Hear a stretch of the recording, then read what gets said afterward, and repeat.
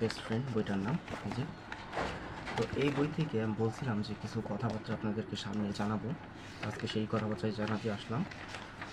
আপনাদেরকে আমি আসলে ঘটনার কিছু মূল গুরুত্বপূর্ণ কথা বা কিছু হাদিস বা কিছু শিখতে পারবেন কয়েক সেকেন্ডের ভিতরে, সেই রকম কথা আমি আপনাকে বলবো। কোনো গল্প আমি বলতে যাব না, ছোট একটা গল্প আমি ছোটোভাবেই বলবো। যে দুইজন বন্ধু ছিল, এরা নামাজে গেছে এবং একজন বন্ধু খুব তাড়াহুড়া করে বের হয়ে আসতেছিল, সে খেলতে যাবে। তখন একজন একটা কথা বলে যে, এভাবে পালিয়ে কোথায় যাস, মনে রাখিস একদিন কিন্তু এই ঘরের মালিকের কাছেই তোর ফিরে আসতে হবে।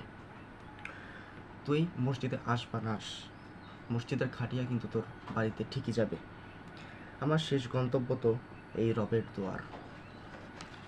নাম্বার 2, যখনই কবরের পাশ দিয়ে যাবি, সূরা ইখলাস না পড়ে সেখান থেকে যাবি না। সব সময় সূরা ইখলাস পড়বি কবর দেখলে, কবরের পাশ দিয়ে গেলে।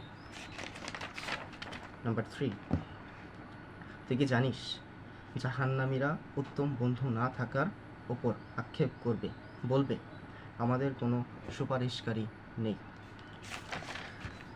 নাম্বার 4, মুনাফিক চেনার 3টি আলামত আছে, তার ভিতরে একটি হচ্ছে মিথ্যা বলা, মিথ্যায় আশ্রয় নেওয়া।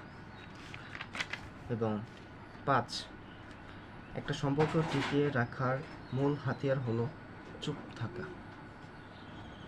নাম্বার 6, শত্রুদের থেকে বিজয় ছিনিয়ে আনার হাতিয়ার হলো তরবারি। তরবারি দিয়ে শত্রুর সাথে মোকাবিলা করেই তো বিজয় ছিনিয়ে আনা যায়। তদুরূপী শত্রুর থেকে বিজয় ছিনিয়ে আনার শয়তানের থেকে বিজয় ছিনিয়ে আনার সবথেকে বড় হাতিয়ার হলো চুপ করে থাকা।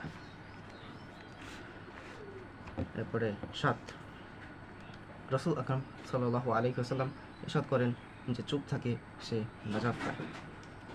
নাম্বার 8, চুপ থাকা সবার পক্ষে সম্ভব হয়ে ওঠে না, অর্থাৎ এটি একটি মহৎ গুণ যা সবার মাঝে পাওয়া যায় না। তাই চুপ থাকার অভ্যাসকে গড়ে তুলুন। আজকের জন্য এই পর্যন্তই, দেখা হবে আবার সামনে। আসসালামু আলাইকুম।